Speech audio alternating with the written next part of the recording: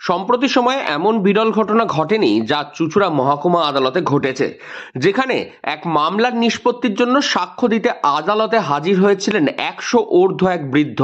মঙ্গলবার এমনই ব্যতিক্রমী ঘটনায় হইচই পড়ে যায় চুঁচুড়া জেলা আদালত চত্বরে। কারণ সেখানে তখন 104 বছরের এক বৃদ্ধ, তিনি সশরীরে এসে উপস্থিত হন মামলার সাক্ষী দেওয়ার জন্য। ওই শতায়ু বৃদ্ধ সম্পত্তি বিভাজনে বা পার্টিশন শুট মামলায় আদালতে সাক্ষ্য দিয়েছিলেন। মঙ্গলবার চুঁচুড়া জেলা আদালতের দ্বিতীয় সিভিল জজ সিনিয়র ডিভিশনের ঘরে সাক্ষ্য দেন 104 বছর বয়সী কালী কুমার বসু। আপনার বয়স কত এখন?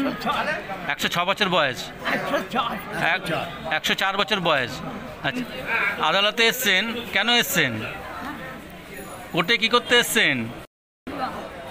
আচ্ছা, মামলা আছে, মামলা সাক্ষী দিতে এসছেন তো? মামলা সাক্ষী দিতে এসছিলেন? আচ্ছা, কোথা থেকে এসছেন?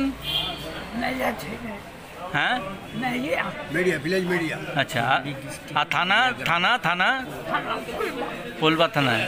আচ্ছা, কাদের সঙ্গে কাদের মামলা? মামলা কাদের সঙ্গে কাদের? হ্যাঁ, আচ্ছা, কি যে আজকে যে কোর্টে আসলেন, কোনো অসুবিধা হলো না?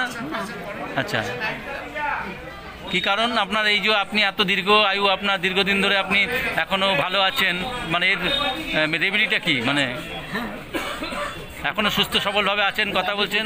এখন আছেন কিভাবে? ঠিক জীবনে কি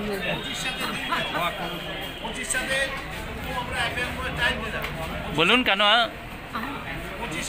মানে আগামী প্রজন্ম যদি এরকম 104 বছর বাঁচতে চায়, তাহলে কি করতে হবে তাদের?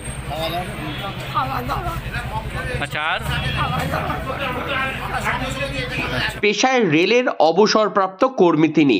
তার জন্ম 1919 সালের 1 জানুয়ারি। বাড়ি পোলবা থানার অন্তর্গত মেরিয়া গ্রামে। এই বয়সেও বেশ শক্ত সামর্থ্য রয়েছেন বৃদ্ধ। এর কারণ কি জানতে চাইলে তখন তিনি এক মুখ হাসি নিয়ে বলেন, সুস্থ থাকার জন্য সুস্থ খাবার খাওয়া প্রয়োজন। এই বিষয়ে তার আইনজীবী বিদ্যুৎ চক্রবর্তী তিনি কি বলছেন শুনুন সরাসরি তার থেকেই।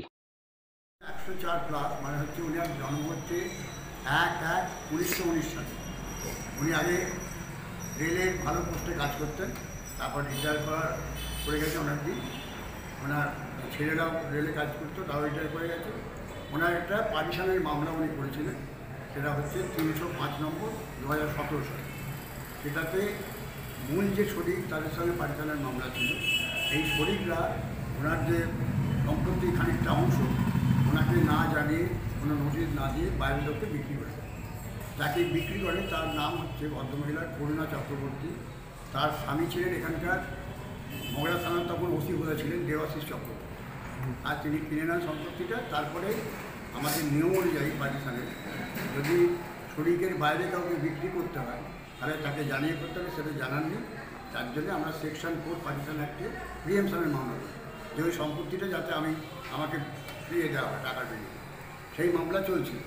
এই মামলা চলাকালীন যেহেতু এই ব্যাপারটা আমরা আগে জানতেন না, ওনাদের শরীরটা জবাব দিয়ে যখন বলে যে এইভাবে বিক্রি হয়েছে বাইরের লোককে, তখন উনি ওই প্রিএমশনের মামলাটা করেন। দুটো মামলা জড়িয়ে আগে ওনার কমিশনে সাক্ষী হয়েছিল, ওই একটা নির্দিষ্ট জায়গায় চলে গিয়েছিল। কিন্তু তারপরে করুণা চক্রবর্তী পরবর্তীকালে আপিয়ার করে ওনারা বললেন যে জবাব দিলেন, দিয়ে বললেন আমি এখানে আবার জেরা করতেছি। আগে যেহেতু কমিশন সাক্ষী হয়ে গেছে, ওনারা বয়সটাও ওখানে বেড়ে গেছে, কিন্তু আমরা যেহেতু কমিশনাররা দেরি হয়, দীর্ঘসূত্রিতা হয়, সেখানে আমরা কোনোবার ওনাকে আজকে ছেলেরা নাতি সব দিয়ে ধরে কোর্টে হাজির করেছিল। সেখানে উনি সাক্ষী দিয়েছেন, জেরা শেষ হয়ে গেছে এবং আগামী 16 তারিখে নির্দিষ্ট হয়েছে দিনটা, এবং কোর্ট বলছেন আমি ওই দিনই শেষ করব।